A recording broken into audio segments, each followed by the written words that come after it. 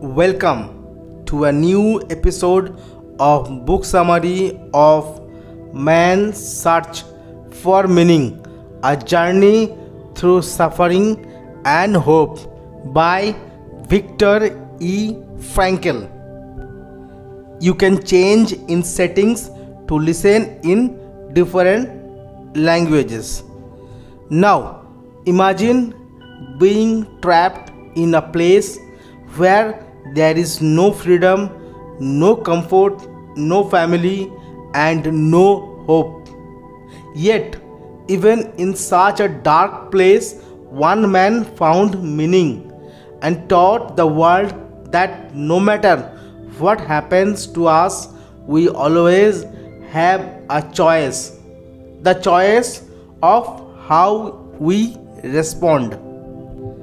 This is the story of man's search for meaning, written by Dr. Viktor E. Frankl, a psychiatrist, philosopher, and Holocaust survivor, whose wisdom has touched millions of lives. Viktor Frankl was born in Austria in 1905. He was a doctor, but more than that, he was a thinker who wanted to understand what keeps people going even when life feels unbearable. During World War II, Frankl was imprisoned in Nazi concentration camps, including Auschwitz. He lost his parents, his brothers, and his wife there. Yet, from that suffering, he discovered something extraordinary, that humans can find meaning even in pain. After surviving, he shared his lessons with the world in this book, Man's Search for Meaning, which became one of the most inspiring books ever written. The first part of the book tells the story of Frankl's life inside the concentration camps. It is not just about pain and cruelty, it is about how people behaved when everything was taken away from them. Let's walk through this part step by step, like a story of survival and the search for hope. Frankl describes the terrifying first moments when new prisoners arrived at the camp. They were separated into two groups, one sent to work, the other to death. In those moments, a person's whole life changed in seconds. But Frankl noticed something. The people who survived were not always the strongest. They were the ones who found a reason to live, a purpose, a hope, a dream. Life in the camp was cruel. Hunger, cold, and constant fear. But Frankl saw that humans could adapt to anything. Some prisoners became selfish, while others shared their last piece of bread. He realized something powerful. While we cannot control what happens to us, we can always control how we react. The Nazis could take away everything except one thing: our attitude. Even in a place full of suffering, some prisoners found peace by turning inward through memories, thoughts, and small joys. Frankl imagined his wife's face and felt love so deeply that it gave him strength. He learned that love is stronger than pain. Frankl discovered that even suffering could have meaning if someone suffers bravely With dignity, they can turn pain into triumph. He saw that humans can rise above their circumstances when they see suffering as a challenge, not punishment. When the war ended, the camps were freed, but Frankl saw that freedom was not simple. Many people felt empty, lost. He understood that surviving is not enough. We need meaning to live for. The second part of the book explains logotherapy. Frankl's psychological approach.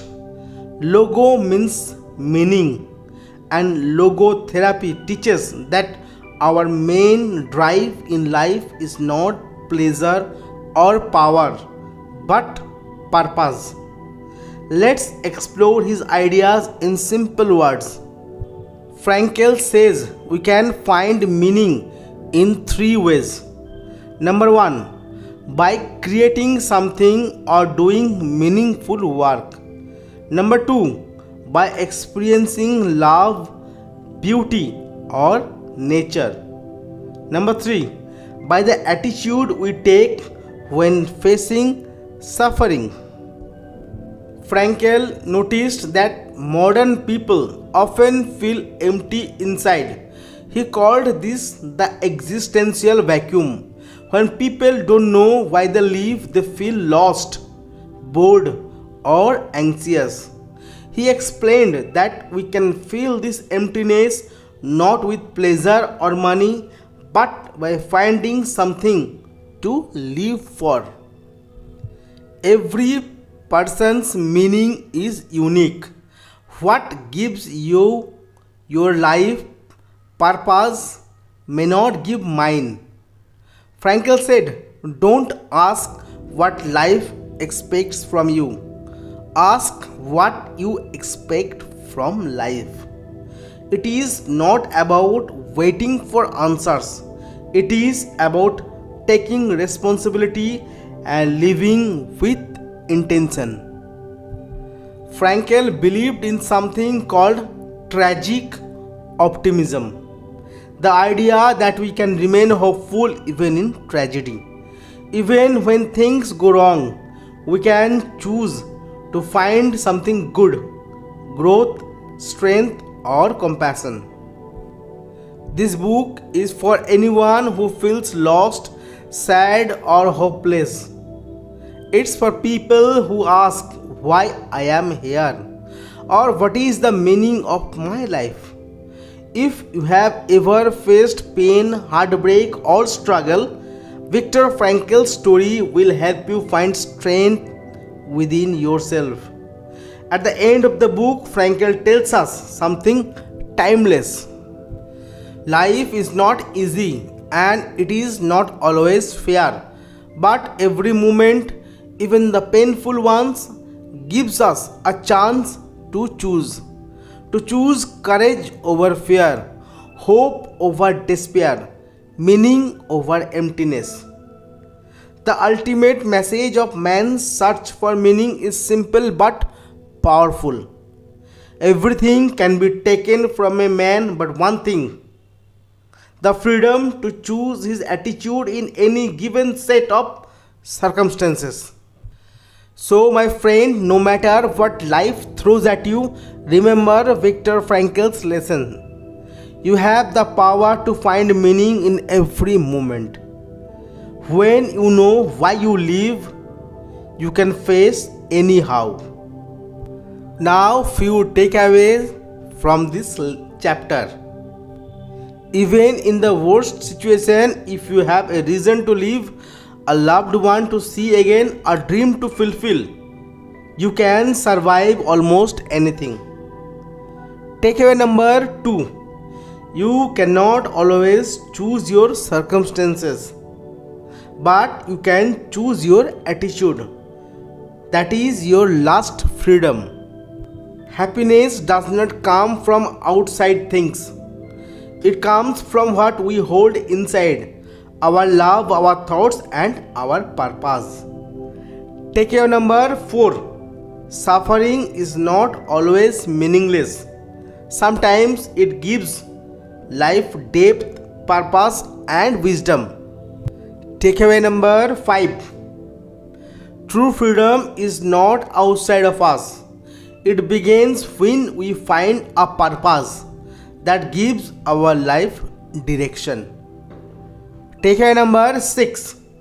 Meaning is everywhere, in love, in work, even in pain. We just have to see it. Takeaway number 7. A happy life is not about being comfortable, it's about being meaningful. Takeaway number 8.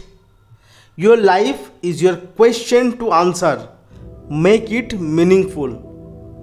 Takeaway number 9. Even in tragedy, there is hope. Choose to see light, not darkness. So that was all in this video. Thank you for joining us. If you enjoyed it, don't forget to like, share and subscribe. And if you want a PDF version of the book, write in the comment section.